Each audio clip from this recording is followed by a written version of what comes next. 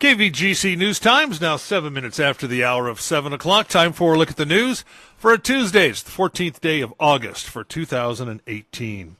Well, the Jackson City Council has approved a city budget for the fiscal year.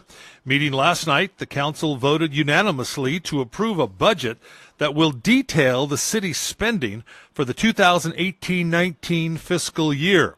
The budget was approved a month and a half late, but did come in showing a small surplus. The city expects to spend just under $4 million from its general fund this year and maintain a surplus of $94,000.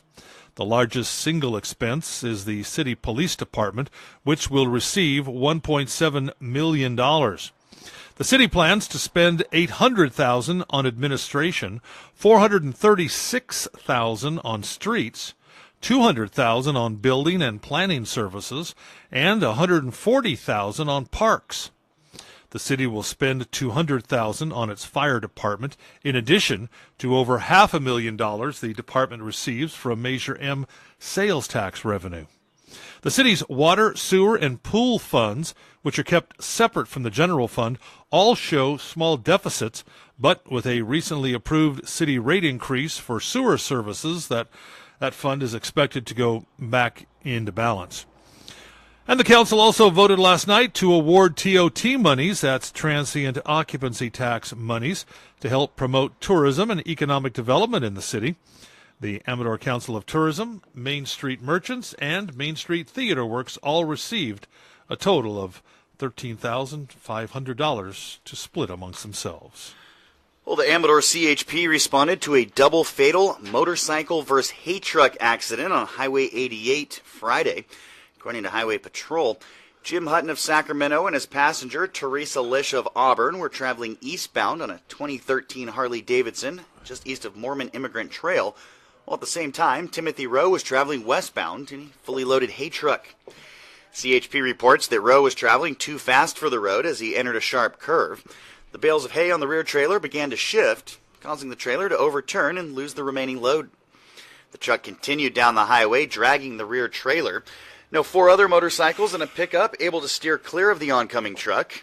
CHP says Hutton, the last rider in the group of 5, was trapped by falling hay bales in the oncoming truck and trailer with nowhere to go. Hutton and his passenger were struck by at least 2 bales, each weighing 1,000 pounds or better, and were ejected off the bike and thrown about 20 feet off the roadway. Hutton and Lish were pronounced dead at the scene. The accident under investigation. A camping trip to the Motherlode resulted in injuries to a teen and a felony battery charge filed against an Alameda man. According to the Calaveras Sheriff's Office, the suspect was taken into custody Sunday night around 8:40 after deputies arrived on the scene of a reported family altercation at a campsite located on Avery Sheep Ranch Road in Avery. Upon arrival, deputies learned that 47-year-old Mark Skates of Alameda was allegedly involved in a fight with a 16-year-old that resulted in injuries to the minor. In addition to that felony battery charge, there's also a felony corporal injury to a child charge pending against Skates, who was booked into the Calaveras County Jail.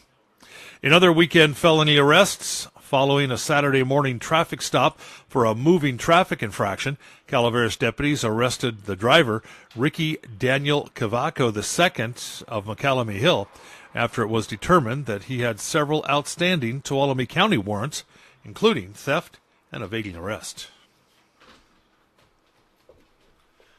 And the Amador County Sheriff Office reporting a scam attempt.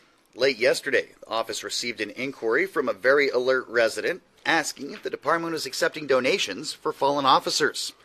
Well, the party went on to tell staff they had received 2 telephone calls asking for a donation, as well as credit card info. Now, this is a scam. The Sheriff Office says they are not part of any fundraising efforts, asking the community for money. Remember, do not share your credit card info with anyone over the phone unless you made the call or already trust the source. And Monday morning, during a public ceremony, Calaveras Sheriff Rick DeVasilio proudly swore in a large group of recently hired or promoted sheriff's employees. The list included the promotion of 1 patrol sergeant, 3 corporals, 2 senior dispatchers, and 2 correctional officer corporals. 8 new sheriff's deputies were sworn in, as well as 6 new correctional officers and 3 dispatchers. Sheriff DeBasilio congratulated and thanked all of the employees who took the oath on Monday willingly to protect and serve the citizens of Calaveras County. Throughout the 2018 year, the Calaveras County Sheriff's Office has been actively recruiting new employees. And back to school night here in Amador County for Amador County Unified School District students, teachers, and parents. Tonight, Pine Grove Elementary and Ione Elementary will be holding back to school night, both from 5 to 7 p.m. And that's a quick look at local news on a Gold Country. We should also mention tomorrow, the first day of school in Amador County. That's a quick look at local news on a Gold Country Tuesday morning from the KVGC News Center. I'm JD.